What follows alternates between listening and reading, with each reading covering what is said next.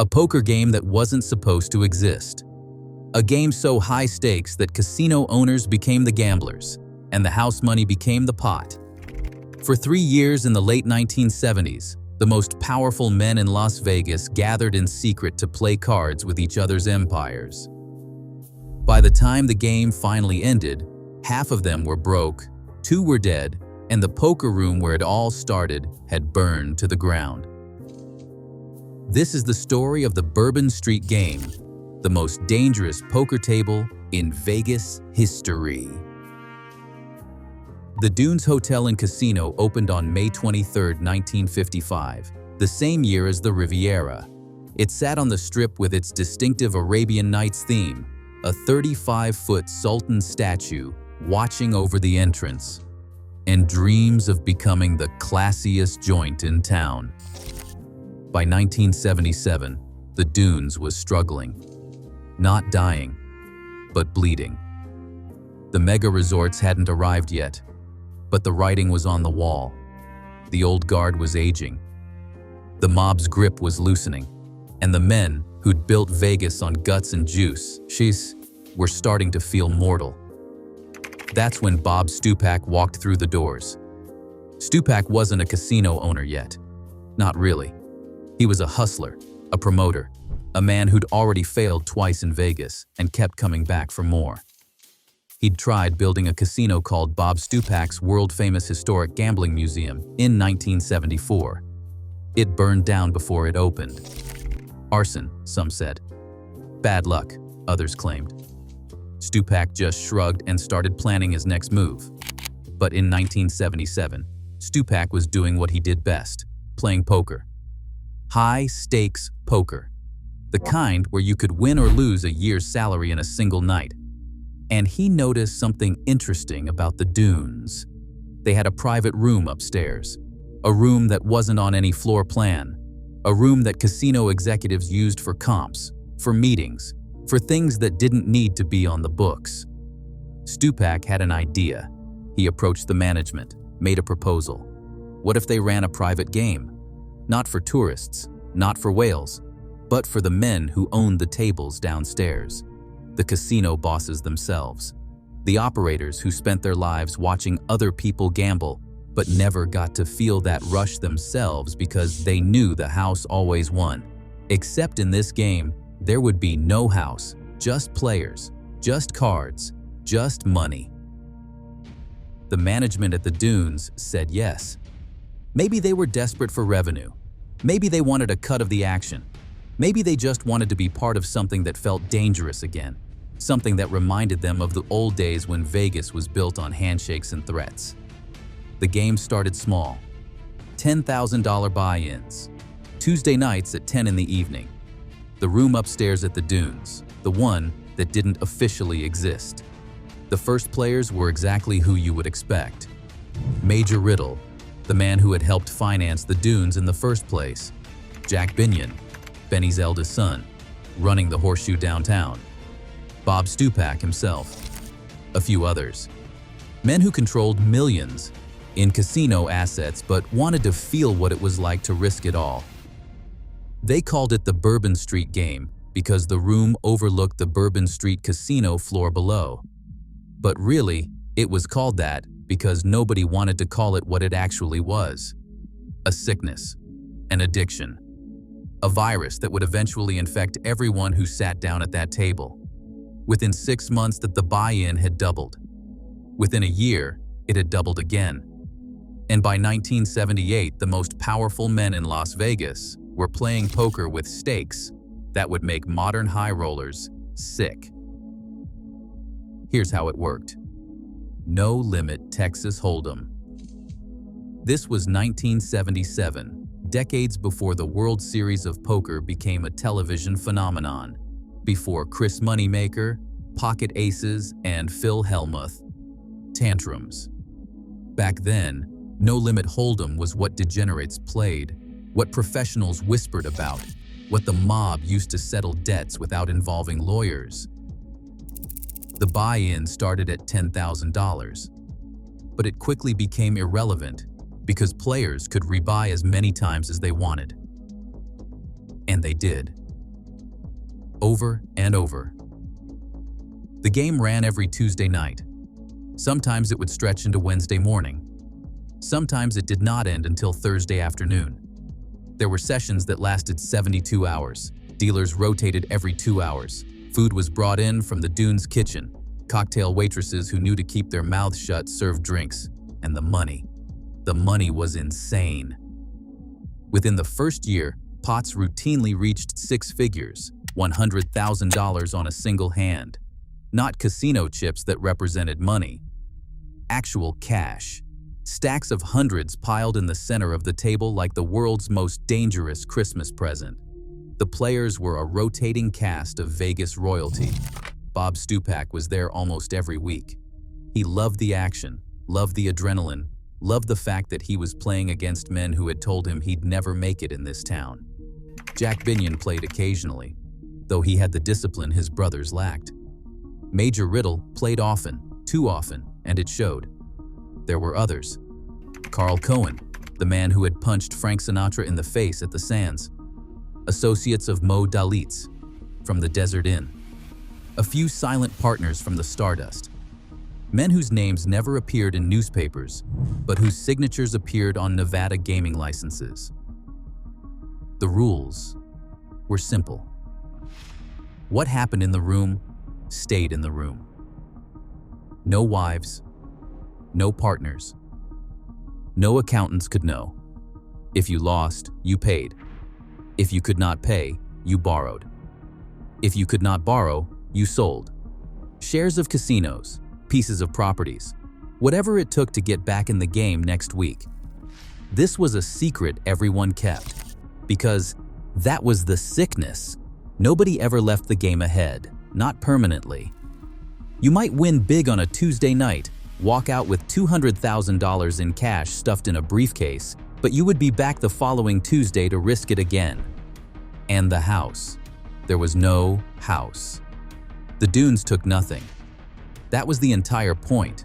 For once in their lives, these men were not playing against a built-in edge. They were playing against each other. Skill versus skill, luck versus luck, fortune versus fortune. Except it was not skill or luck that mattered most. It was something darker. It was the inability to walk away, the compulsion to stay in the game, even when logic screamed at you to cash out and go home. Bob Stupak understood this better than anyone. He later said that the most dangerous thing about the Bourbon Street Game was not the stakes. It was not the players. It was not even the money. It was the fact that for the first time in these men's lives, they were not the house.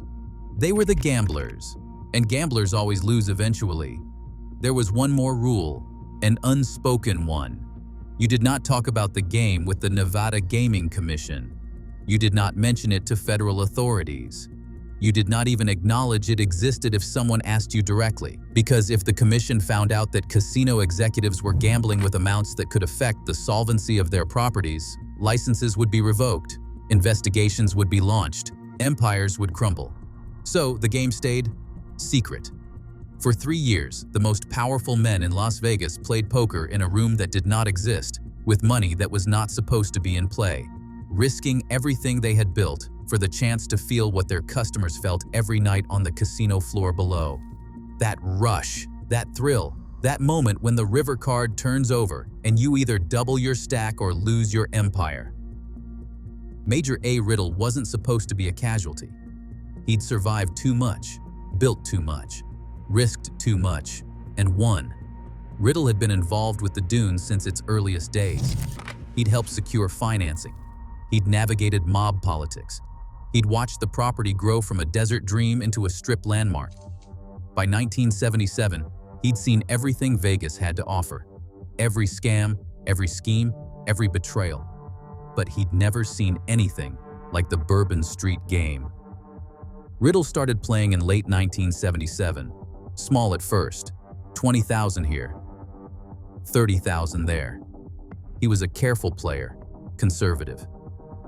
He knew the odds. He understood pot equity and implied odds before most people had words for those concepts. But the game had a way of changing you. By early 1978, Riddle was in deep, not just financially, Psychologically, he'd started lying to his partners about where money was going, started moving funds from operational accounts into his personal accounts, started taking cash advances against his ownership stake in the dunes. There was a night in March 1978 that dealers still whispered about years later. Riddle sat across from Bob Stupak and two other players. The pot had grown to $380,000, the largest single hand in the game's history up to that point. Riddle had pocket kings. The flop came King 7-3, Rainbow. He'd flopped a set. He checked, trying to trap. Stupak bet $50,000. Riddle raised to $150,000. Stupak called. The turn was a 4. Riddle bet $200,000. Everything he had left on the table. Stupak called instantly. The river was a 6. Stupak turned over 5-8 offsuit. He'd made a straight on the river, 5, 6, 7, 8, with the earlier 3 and 4 on the board. A gutshot straight that should never have been in the hand to begin with. Riddle's kings were worthless. He'd lost $380,000 on a single hand because Bob Stupak had called a massive raise with 5-8 offsuit and gotten stupid lucky. That's when something broke in Major Riddle. That's when the game stopped being about poker and started being about revenge, about getting even, about proving that luck was temporary, but skill was forever. He was wrong.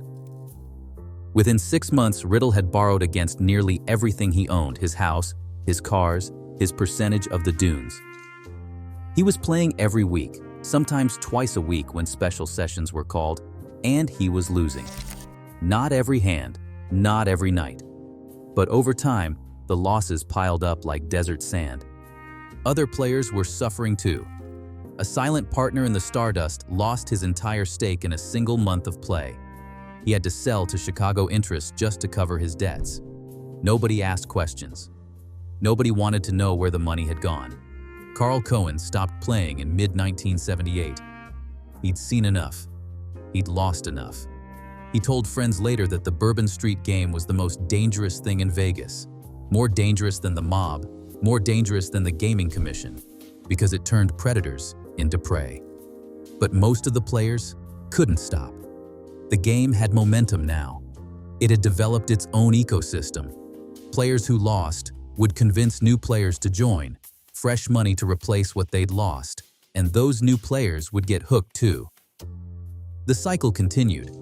By late 1978, rumors started circulating on the Strip, whispers that something was happening at the dunes, that money was moving in strange ways, that casino executives were showing up to work exhausted, distracted, desperate.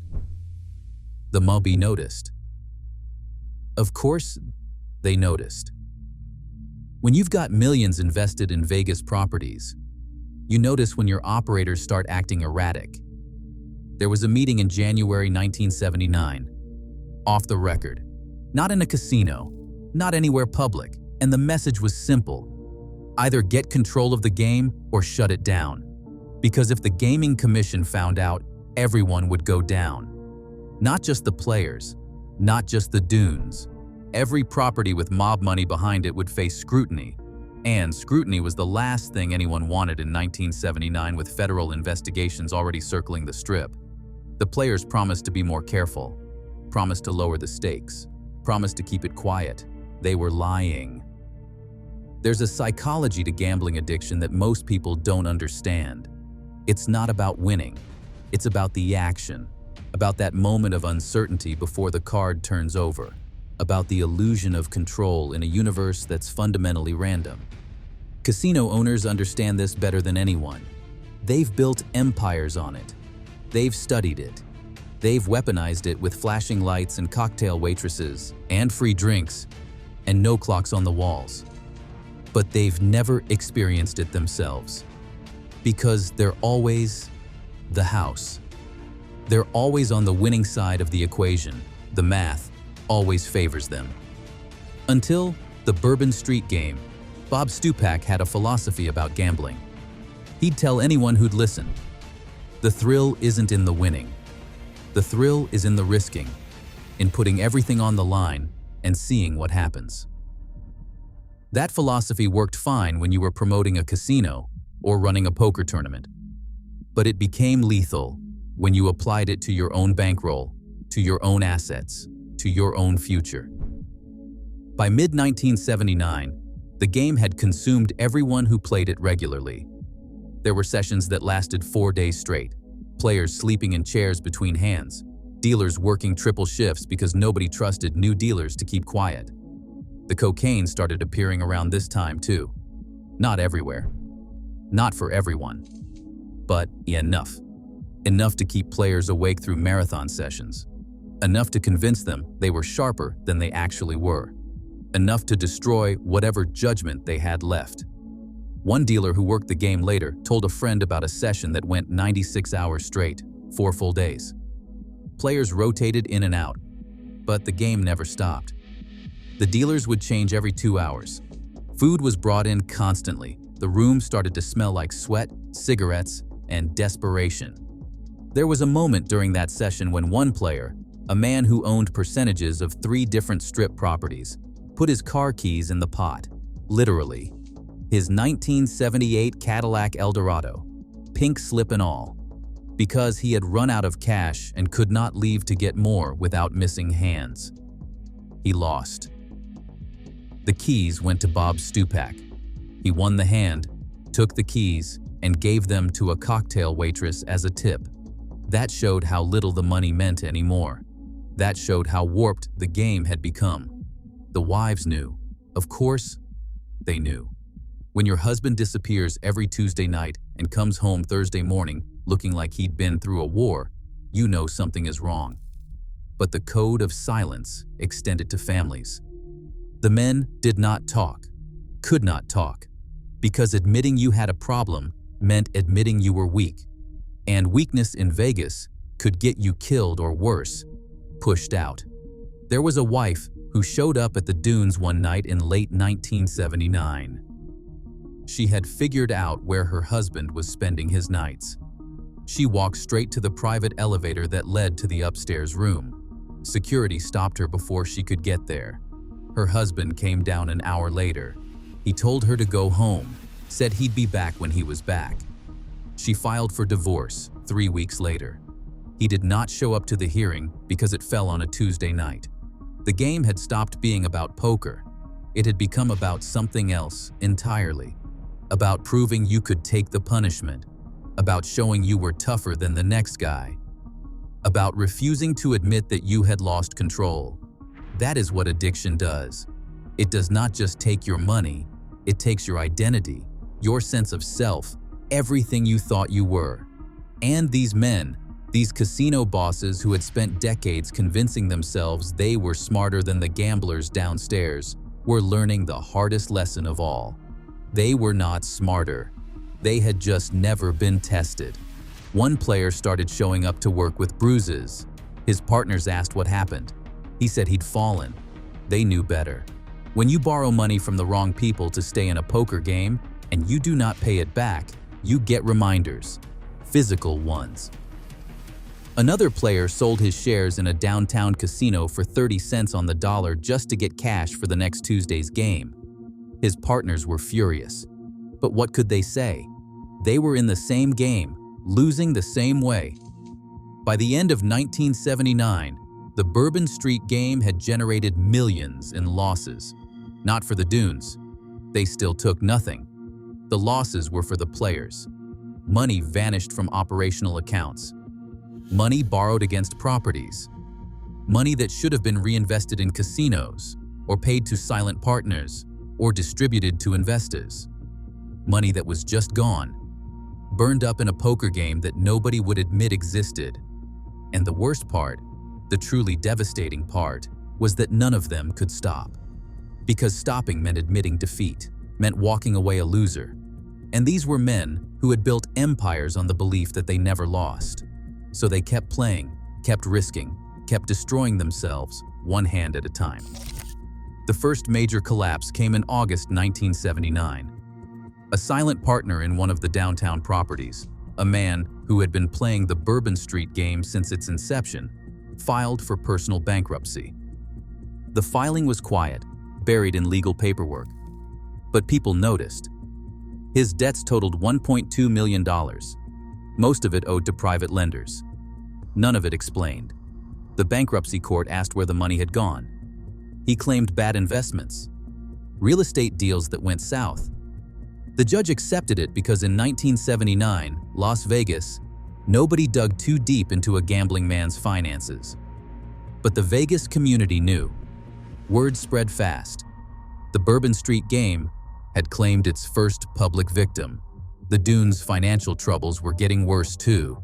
The property was bleeding money, not because of the game directly, but because the people running it were distracted, making poor decisions, borrowing against the property's assets to fund their personal gambling habits. In September 1979, Major Riddle sold his remaining stake in the Dunes. He walked away with less than half what it was worth 2 years earlier. He needed the cash, needed to pay debts, needed to get out before everything collapsed.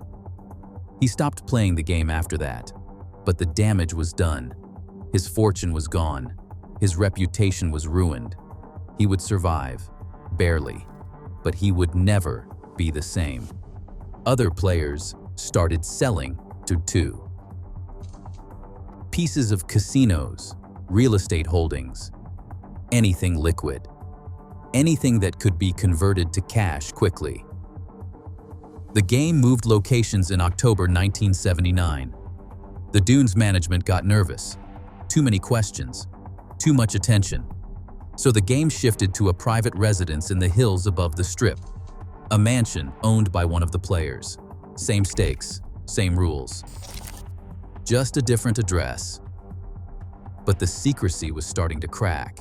A dealer who had worked the game got drunk at a downtown bar in November 1979 and started talking. He told stories about casino executives losing hundreds of thousands in single nights, about marathon sessions lasting days, about cocaine and desperation, and fortunes vanishing. The Nevada Gaming Control Board heard the rumors. They started asking questions, quiet questions, not official investigations, just inquiries, checking to see if there was anything to it. The players panicked. Emergency meeting. Middle of the night. They agreed to pause the game, just for a few months. Let things cool down. Let the authorities lose interest. The pause lasted 3 weeks, because none of them could stay away. The addiction was too strong, the compulsion too powerful. They needed the game like they needed oxygen. When play resumed in December 1979, the stakes were lower. Not because anyone had learned their lesson, but because fewer players had money left to risk. The mob was watching closely now, too. They had invested heavily in Vegas properties through the Teamsters Pension Fund, through silent partnerships, through complex corporate structures designed to hide their involvement. And now they were watching their investments tank because the men running them could not stop playing poker. There was a meeting in early January 1980. The Chicago outfit sent representatives. They sat down with some of the players and delivered a message that was not quite a threat, but not quite friendly either. The message was blunt. Get your shit together, or we will get it together for you. Some of the players took the hint. They stopped playing. They walked away while they still could. Others did not. Could not. The game had its hooks too deep. His name was Richard Danner. He was not a major player, not a casino owner, not a strip legend, just a businessman with connections, a man who had been invited to the game in late 1979 because they needed fresh money. Danner played twice. He lost $60,000 total. Not a catastrophic amount, not enough to ruin him, but enough to matter. In February 1980, Richard Danner was found dead in his car in a parking garage downtown, a gunshot wound to the head. The police ruled it suicide, depression, financial troubles, the usual story. But the players in the Bourbon Street Game knew better. Danner had borrowed money to play, borrowed from people you do not borrow from. And when he could not pay it back, He became a problem that needed solving. Nobody talked about it publicly, but the message was clear. The game had consequences beyond bankruptcy, beyond financial ruin. It could get you killed. A week after Danner's death, a fire broke out in the upstairs room at the Dunes where the game had originally been played. The room officially did not exist. It burned completely. All the furniture was gone. All the records, if there were any, everything. The fire department said it was electrical, old wiring, bad luck. But everyone who had played the game knew what it really was. Somebody was erasing evidence, making sure that if the Gaming Commission came looking, they would find nothing. Theories swirled about who ordered the fire. Some said it was the Dunes management trying to cover their tracks. Others said it was the mob sending a message. A few believed it was one of the players trying to destroy any proof that the game had ever existed. Nobody knew for sure, and nobody wanted to ask too many questions. In March 1980, Alan Gershon vanished. A minor partner in a strip property, he had played the Bourbon Street Game regularly through 1979, losing and borrowing heavily. He left home one Tuesday morning and never returned. His car turned up at McCarran Airport a week later. No body, no evidence, just gone. Police found gambling debts and mob connections, but they never found Gershon. Years later, rumors circulated. Buried in the desert, fled to Mexico, dumped in Lake Mead. The truth stayed buried like everything else in Vegas. The game held its final session in April 1980. 7 players gathered in the room above the strip, but the energy was wrong. Fear hung thick in the air. 2 players were dead or missing. The Gaming Commission was asking questions. The mob was losing patience. Everyone knew they were playing on borrowed time. The session lasted only 6 hours. When it ended, they agreed without words that the Bourbon Street Game was over. Bob Stupak walked out that night up $200,000 over 3 years. But he had watched friends destroy themselves, fortunes evaporate. The game consumed everything it touched. Years later, he would call it the most dangerous thing he had ever been part of. That is from a man who would stand atop his Vegas World Tower in publicity stunts and bet millions on single games. The Bourbon Street Game scared him because he had seen what happened when the house became the gambler. They always lost, eventually. The final accounting took decades. So much damage was hidden, buried in bankruptcies, disguised as bad deals, explained away as the cost of doing business in Las Vegas. But the trackable numbers were staggering. At least 5 major players lost everything. Casino stakes, fortunes, marriages, reputations. The Dunes never recovered. It limped through the 80s as ownership changed hands repeatedly. On October 27, 1993, the Dunes was imploded. 1,500 pounds of dynamite brought down the North Tower in a cloud of dust and memory. The site eventually became the Bellagio, Steve Wynn's masterpiece representing everything New Vegas would become: elegant, corporate, safe. The irony was not lost on surviving players who watched the implosion. They had helped destroy this place, not with dynamite, with cards. Bob Stupak survived and thrived, building Vegas World in 1979 and later the Stratosphere, but he never forgot that upstairs room. In interviews late in life, he admitted the game changed him, made him cautious, aware of his limitations. He had seen what happened when ego overrode judgment. Jack Binion walked away early and unscathed, applying his father Benny's discipline. He would build the horseshoe into a poker empire and create the World Series of Poker. But he never spoke publicly about the Bourbon Street Game, not once. Others were not so fortunate. One died homeless in 1995 from cancer, penniless despite once owning percentages of 2 major casinos. Another survived but spent 20 years working minor Vegas jobs, dealing cards, running errands, living off charity from men he had once faced as an equal. The Nevada Gaming Commission investigated in 1981 but found nothing concrete. The players had been smart.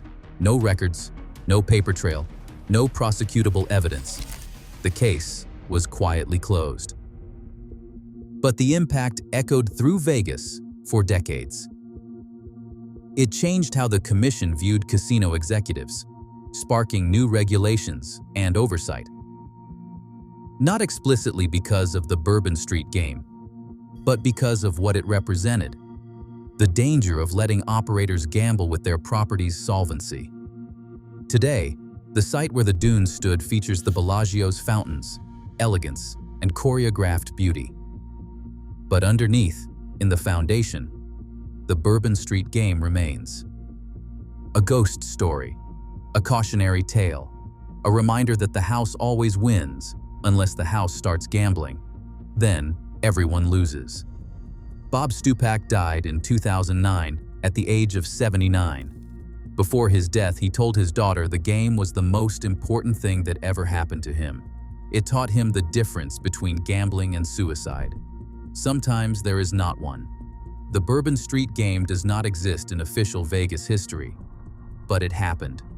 For 3 years in the late 70s, the most powerful men in Las Vegas gathered secretly to destroy each other over cards. They succeeded beyond anyone's worst nightmares. The desert remembers.